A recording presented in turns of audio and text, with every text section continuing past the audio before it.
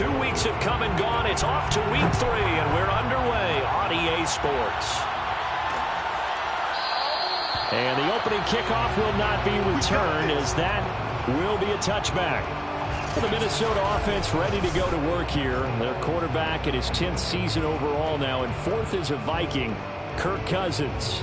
And I saw that he had an interesting quote in the research packet that we had after last week's game. It's all on me now. I've got to lead my team and find a way for us to win a game. 0-2, but they're at home. I guess he's going to try and find a way to get the home crowd involved early. And not much to speak of. Call it a 1-yard gain up to the 26. Well, partner, I don't think it's any secret that any running back wants to be able to see a hole open so that he can gallop through it. But in this case, he had to slow down. There was really no hole there, and he took a big hit in order to get that 1 yard. The last play got just a yard. Here's 2nd and 9 from the 26. Throwing, Cousins. That's complete to the receiver, Thielen. And he finally is out of bounds, but he's down inside the 20-yard line.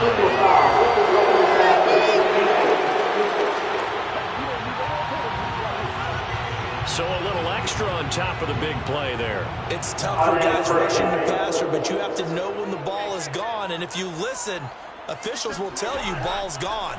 He didn't pull up. Here's a throw out wide, complete to his running back right side. Touchdown, Vikings! Alexander Madison, his first touchdown here of the new campaign. And the Vikings on just 2 plays have taken the lead. Rosas good with the extra point, and it's now a 7-0 game. They had the short field, and they made quick work of it. Just 2 plays to get into the end zone.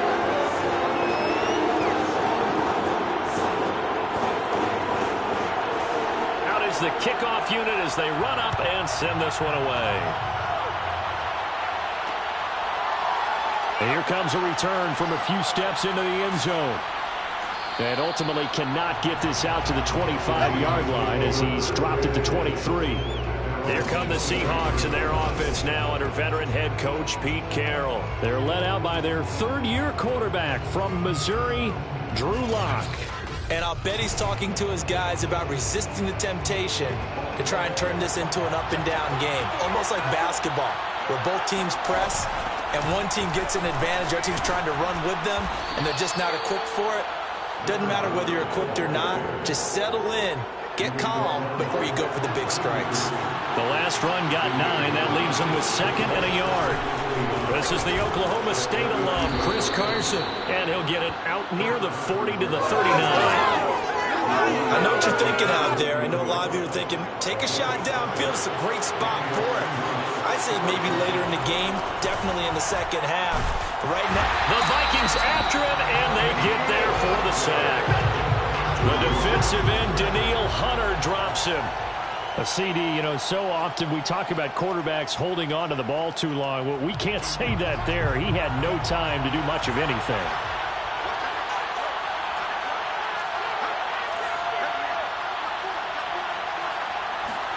After the sack on 1st down, Lock. It's incomplete. Took a shot, couldn't connect. Charles, already trailing by a touchdown early. This offense, how imperative is it for them to get points out of this drive? Well, they feel like they have to go ahead and match because of what was already on the board against their defense. But I think even more so, you just want to avoid 3 and outs. You want to be able to stay on the field for a little while, let your defense catch their breath a little bit, even if you don't score any points. And now the 3rd down throw incomplete as well. On 4th down, ready to punt, Michael Dixon. And just a single punt for him in the loss last week as he sends this one away. A 40-yard punt, give him 3 on the return. And the Vikings will take over here 1st and 10. The Vikings taking the field here for their 2nd drive of the game. They'll be looking to duplicate the efforts of drive number 1 that resulted in 7 points in the 7-zip lead. Well, you know how much I enjoy horse racing, right? Looks like they caught a flyer out of the gate, as they would say when you're running the big-time races. Means they get out to a fast start. They're setting the pace, making the other team chase now. And he'll push his way forward to about the 32. He'll get a nice chunk there on the first down run, and it's 2nd and 4. A 6-yard pickup brings up 2nd and 4. On the handoff, it's Madison. A little juke, and they'll get it up just short of the 45 at the 44. Now, look, that wasn't a huge gain, but those are the types of carries I think they were missing in their loss last week. They couldn't get him going on the ground. Did you get the same feeling I did during our meetings, that they kind of regretted that he didn't touch the ball? Absolutely. You know, hey, he should have touched it more last week. They weren't going to make that same mistake, and they've taken care of that early. Jordan Brooks on the tackle. The last run got a couple. Here's 2nd and 8. Now a give to Madison. There's the stiff arm. Breaks the tackle. Now an alley. And he'll go down, but not before getting this inside the 30. Now after the running play, we've got a man down on the field. While the training staff takes a peek, we'll take a break.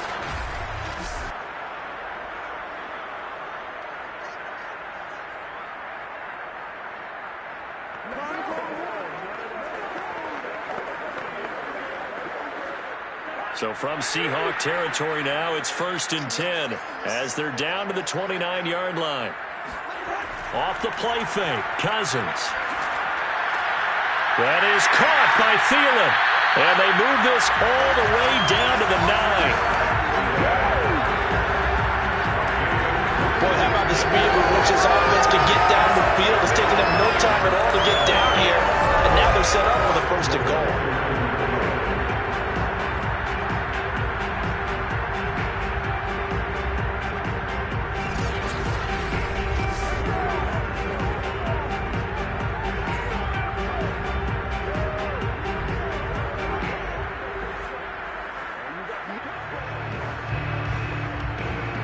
Two big plays in succession. Not sure this D knows what hit him, but now they got to get ready. It's 1st and goal.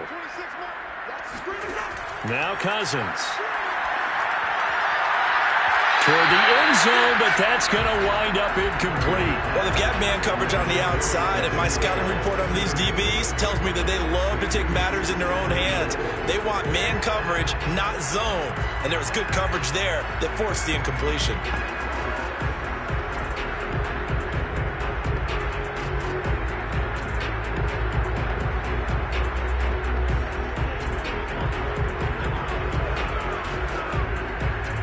Another shot from the 9 on 2nd and goal.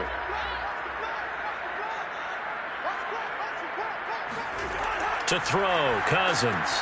Got a man, and he hits him in stride. They'll get this halfway home from the 8 to the 4 on a gain of 4. I know sometimes we can get fooled when we watch him make catches, as we just saw him do there, because he really looks like a wide receiver the way he goes about his business. Yeah, 230, 240 range. Yeah, not super huge. Maybe not counted on to be that inline point-of-attack blocker that we used to have in the good old days, but you can flex him out. You can run wide receiver routes with him. You can make him a primary target, and that's how he'll shred a defense. A great job to hold him to just a yard there. Now it's 4th and goal. As a defense, you're more balanced when you're in zone coverage because you're able to keep your eyes on the quarterback and see the play develop in front of you. They're able to keep the quick pass in front of them and stop it right at the line of scrimmage.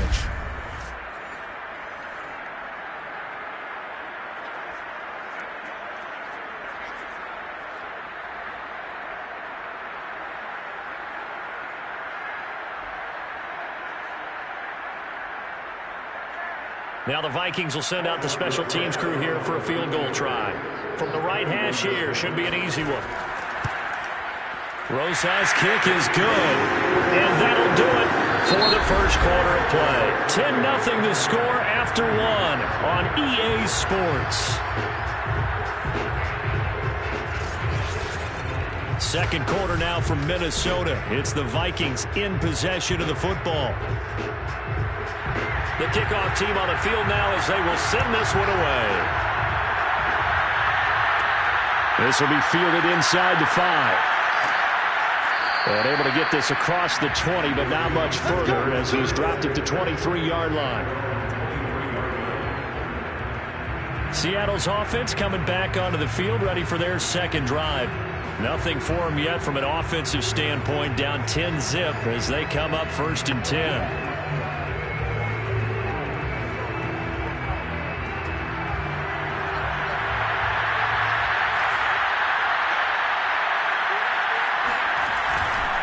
They'll start out on the ground with Carson. And he is going to be stopped cold behind the line of scrimmage.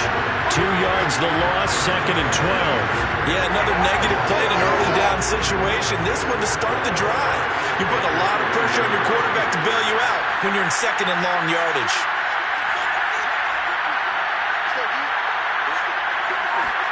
On 2nd and 12, Locke. He'll fire one downfield for Fant. And that's going to be incomplete. Good effort there trying to take a shot, but it's 3rd down. And that's one of those plays where it's hard to keep 2 eyes on the football when you know the contact's coming, let alone getting 2 hands around it, hugging it to your body, and absorbing the hit. Even for those big tight ends who you would think could absorb that contact. An incomplete pass on that last play, and that means they'll need to come up with something here on 3rd down.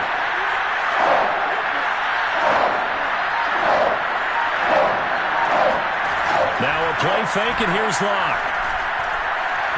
Flush to his right. And he takes us beyond the 35 before going out of bounds. Here we go. Under the category of obvious, you hate giving up a 1st down on 3rd and long. And somehow he finds his way downfield and picks it up. If you look at the coverage defensively, oh, this is great, but no one accounted for him at the quarterback spot. At some point, you actually have to tackle him and get him on the ground short of the 1st down marker.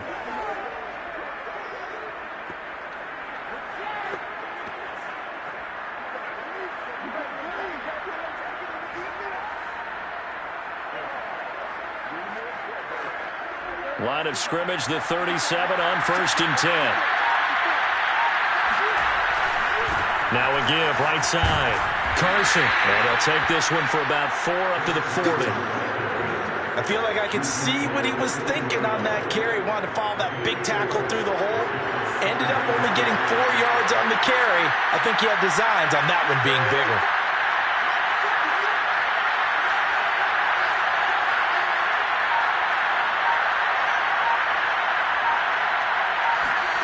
From the 40 now on 2nd down. Locke steps away to his left. Oh, that's into a double team, and it's intercepted. Picked off around the 41.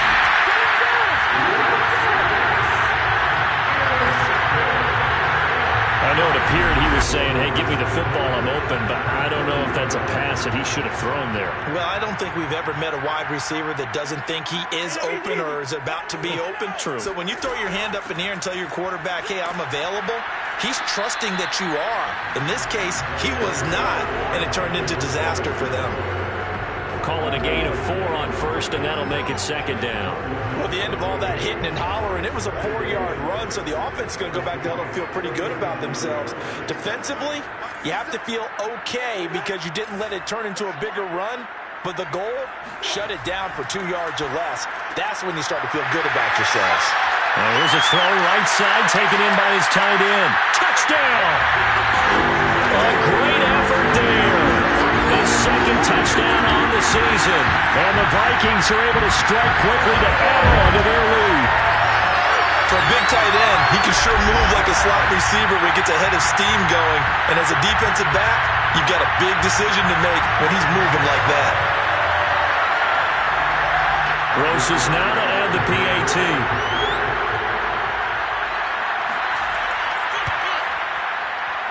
He's got it, and it's 17-0. The long touchdown pass gets him 6 on a very, very tidy 2-play drive that time.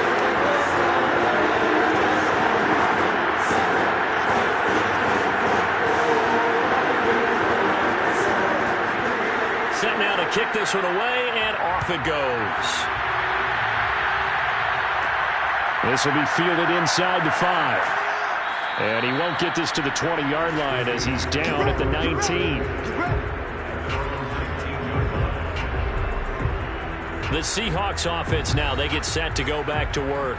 And they're in an early hole. The first drive, they threw the interception. That led to a touchdown, so decent-sized deficit early on. It is, but I think you hit the key words, early on. So they have to decide, do we even need to change game plan, or do we just need to execute better and try and get back in this game?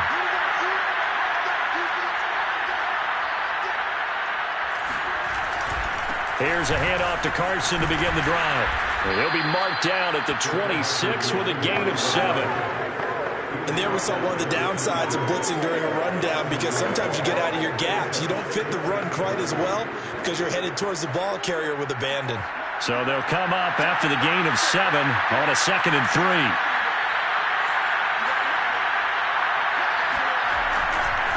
They run it with Carson. Only a couple there as he'll be brought down about the 28. The good run on first down followed up by a not-so-good run on second down. Now let's find out if they're going to stick with the run here on third down. A lot of people would love to see some play action here. I say go with your best running play over your best blocker.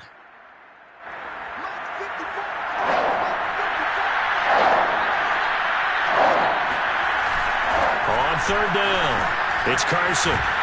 And down he goes, but he takes it up to the 40. And, Charles, you look at this offense, their struggles moving the ball well documented. Dead last in the NFL in first downs, but signs of life there. Yeah, and you and I do, I think, a really good job of respecting the game and respecting the teams. But this squad, they're in a position now where their fan base gets excited when they pick up a first down. They cheer almost like they picked up a touchdown.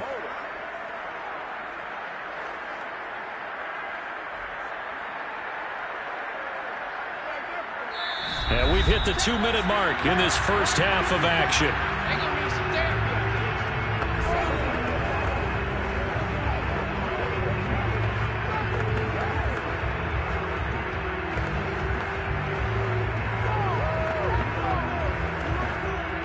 Coming up at halftime, I'll go from one personality, that's you, Charles Davis, to another one in Orlando, the coach.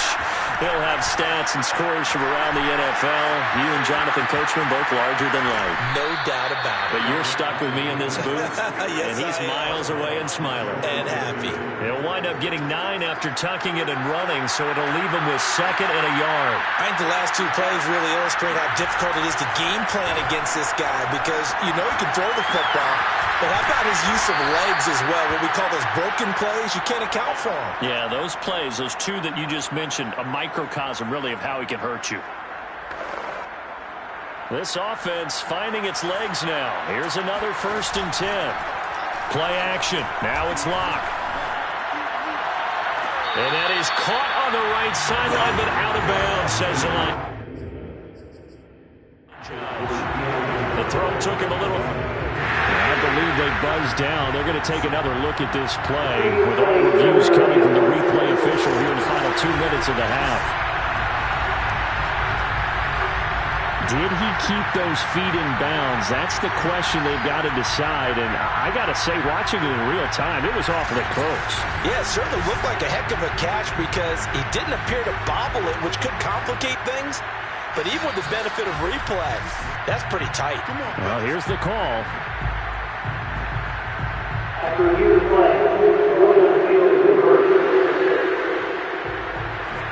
So that challenge, a successful one.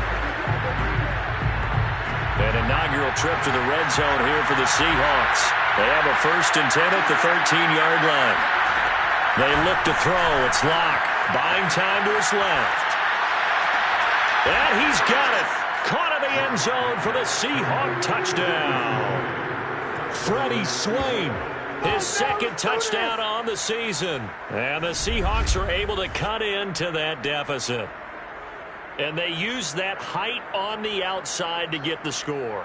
We've seen the evolution of the wide receivers. They've gotten taller and taller, but they've retained their quickness and their speed. It's a lethal combination. With height.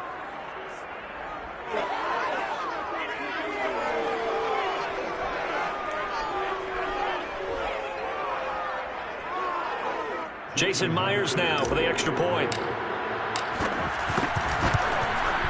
And it's 17-7. So this drive spans 7 plays. And the Seahawks capping it off with a touchdown.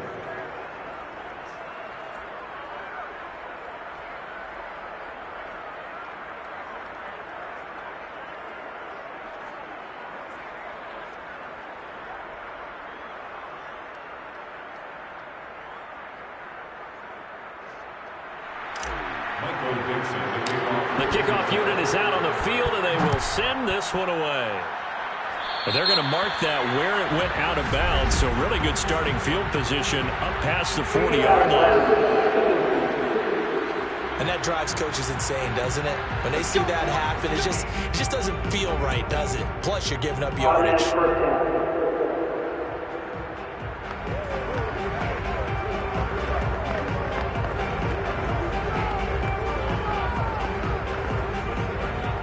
Good starting field position for them here as they come up 1st and 10 at the 41-yard line. Throwing is Cousins. And that's complete to K.J. Osborne. And he is brought down, but not before reaching the 30. The Vikings going to signal for the first of their timeouts as they'll stop it with just over a minute to go before halftime. So 1st and 10 now from the 30.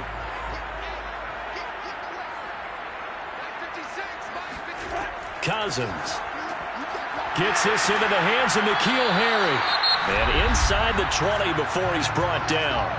Now the Vikings will use the second of their timeouts as the stoppage will come with a little under a minute to go in this first half. So from the 17 now, here's a 1st and 10. From the red zone now, Cousins. Toward the sideline, and look at that catch. Dragging the toes, and that's going to be a first down. Well done. And it shouldn't come as any surprise that you say Adam Thielen made a catch, and it was for a first down. He comes off another solid season, over 900 yards receiving, one of the best route runners in the NFL.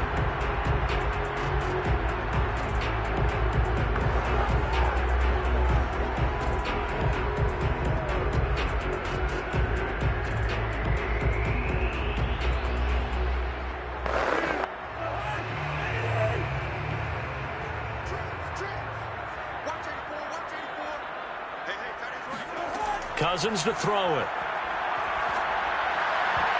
Looking end zone, but it's incomplete. The way he's been slinging in the first half, you expect everything he throws to go for a touchdown, but I guess he's going to have to wait to try and pick up that third, isn't he? Yeah, I thought he had him for a second, but you're right, not to be.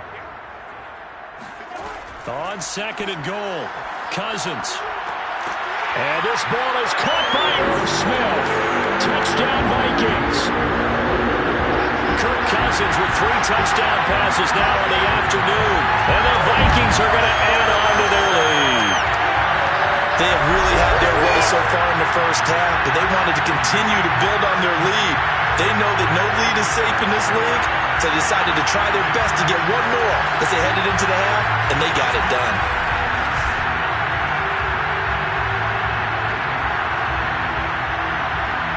I believe they buzzed down. They're going to take another look at this play with all reviews coming from the replay official here in the final 2 minutes of the half. They're taking a peek at whether or not those feet were in bounds, and obviously a big call here in the end zone. And not just the feet. How about the hands? How's the ball possessed while the feet are hopefully getting down in bounds? That's what they're trying to look at to see if it all comes together.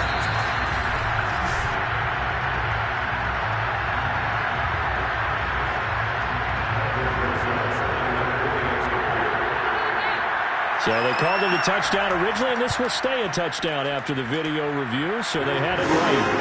PAT up and good by Rosas. And that'll make this a 3-score game now. The lead moves to 17.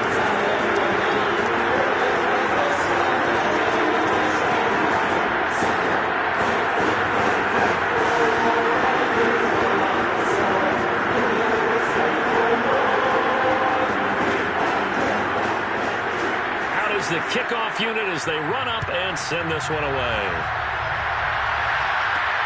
Fielded just outside the goal line. And he'll be tackled just shy of the 25.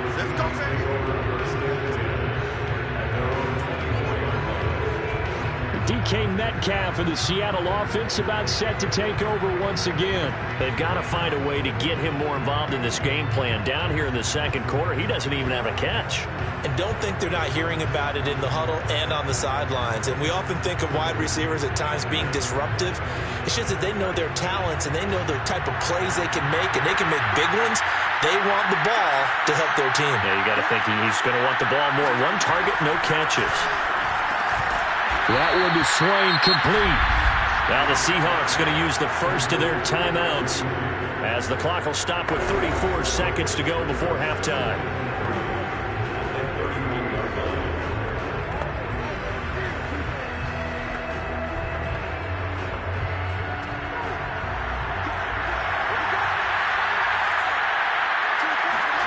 They fake the handoff. Now Locke sliding out of the pocket.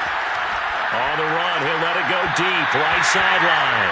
And that will be incomplete. Trying to dial up the long way out there, but it'll be third down. Certainly no lack of aggressiveness here. They were hoping for the home run play to get them 6 points. They're hoping for a catch, maybe a call, but they figure they can at least get into field goal range with a completion.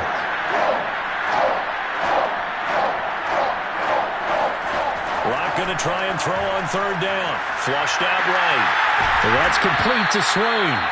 And he is going to have a Seahawks first down as they're able to get the third down conversion.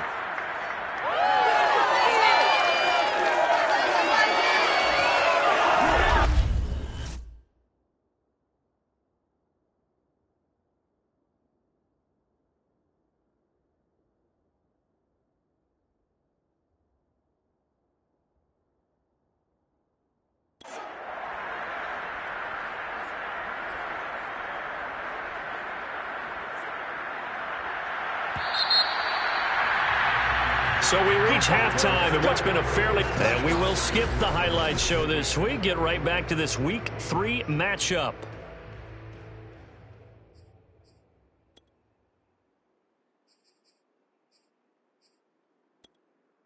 All right, Coach, thank you, and we welcome everyone back for quarter number 3.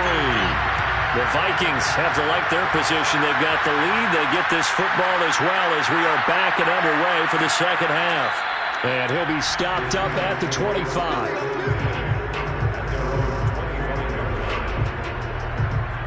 The Seahawk offense set to go to begin this third quarter. And you have to think, Charles, down 3 scores already. They need to play an almost perfect second half to have a solid chance. And that absolutely starts with finding some way to put together a touchdown drive here. They need to be smart, fast, efficient, get the ball to the end zone, and do it again multiple times in order to have a chance to win this game. From the 30 on second down, Locke eluding the pressure right toward the sideline, and look at that catch, dragging the toes, and that's going to be a first down. Well done. Well, we talk all the time about playing situational football, and right now I think the scoreboard is dictating what they need to do. Where they are in this game, they've got to push the ball downfield, take their shots, try and get big chunks of yardage in a short amount of time. That was a nice play there. Oh, the ball comes out on the hit, but they'll say it's incomplete. I think he's got to be careful not to force anything into coverage right there. There weren't really any throwing lanes, but the best part for him, he's got second and third down to fall back on. To throw on second and 10, Locke. And he slings one that's incomplete. Let's face it, if you want to get back into the game, these are the kind of throws you got to hit. It was wide open right there. Got to be able to get it to him, don't you think? And those are the throws that haven't been available to them every time he's dropped a pass. Yeah, that's a big miss.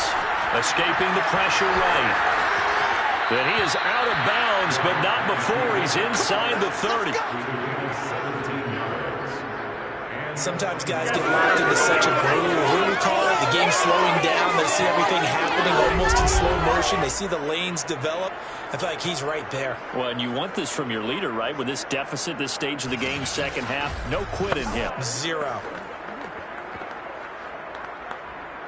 First and 10, and they've got 3 tight ends out there. A jumbo package look. Now a give, right side. Carson might have gotten this one down to the 28, and that's all. Credit him with a 1-yard gain there to make it 2nd and 9. Lock going to throw. Flush to his right. Going right side here, and that's complete. And he'll go out of bounds inside the 15-yard line. And this has been a nice answer to the touchdown drive against them a few minutes ago because they've come out and reestablished the tempo. A nice throw there, and they're putting together a very strong drive as a response.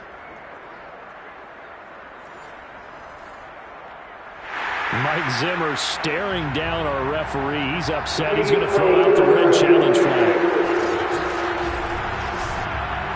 Did he keep those feet in bounds? That's the question they've got to decide. And I got to say, watching it in real time, it was awfully close. Yeah, it certainly looked like a heck of a catch because he didn't appear to... After review of the play, ruling on the field is reversed. So the decision to throw the flag winds up being a correct decision for Mike Zimmer. Flushed out right. He's going to flip one out here to his running back. And he is going to have a Seahawks first down as they're able to get the 3rd down conversion.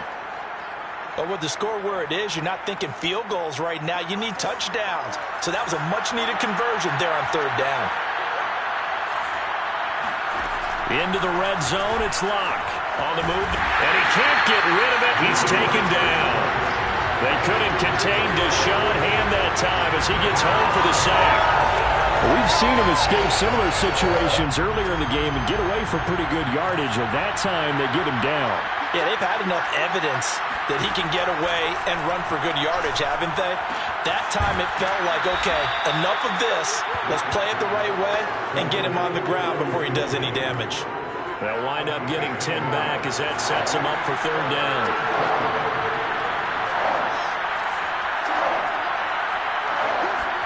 Shotgun snap to Locke. Oh, that's into double coverage and intercepted. Picked off inside the 5. And now the rookie's free. He's at the 30. 10. And he will take this one home. It's a touchdown. A big play there by the rookie. An interception followed by the return for 6 points. If you want to be accepted by your teammates and coaching staff, make plays like that. Rosas good with the extra point. And the lead is now 24. So the defense creating some points. Not only getting the interception, but then returning it to the end zone for the pick 6. Taken in at the 3. And good coverage there on special teams as they'll get him down shy of the 20. The Seattle offense now set to come back out on the field. And following the pick 6, and they have decent field position in throwing that pick 6. We'll see how they attack this drive. And I think all you say to your guy is, listen, let's just take care of the football a little bit better. Make some better decisions on this drive, and they'll probably help him a little bit with maybe some really high percentage throws early to let him get settled back in. They told us, they've got confidence. That's not a problem. Yeah, not a problem at all. They just want to make sure they get things settled down a little bit for their offense and give their defense a little bit of a chance to rest. To throw again on 2nd down. Locke. And he drops it incomplete. And their struggles continue here. An attempt at a deep ball there. They didn't get it. But, boy, they're going to need a few of those to actually hit in order to get back into this game. Good thing they do have a little bit of time here still left in the contest. Decent-sized deficit, but not one that they can't manage. Well, had his hands on it, couldn't bring it in. Pretty symptomatic of how this game's been going.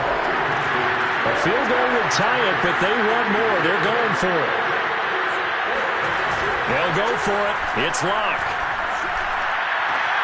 And Locke throws another one. It's intercepted. Picked off at the 33. And they will finally get to him, but a great return has set him up 1st and goal. But such a costly interception, nearly a pick six, but now they're so close they are knocking on the door for a touchdown. And I never want to get on any team for being aggressive because that's part of what... And he'll get in! Touchdown, Minnesota! Alexander Madison with 2 touchdowns on the season, both in this game. And the Vikings capitalize on the short field as they take it in for 6. PAT up and good by Rosas. And the lead will swell by 1 more. The kickoff team on the field now as they will send this one away. This will be fielded inside the 5. And he returns this to the 22.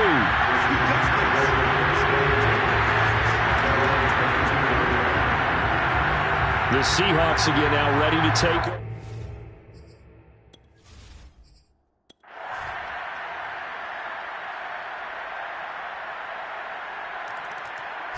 So the final seconds have ticked away in this Minnesota victory. And it was their defense that led the way.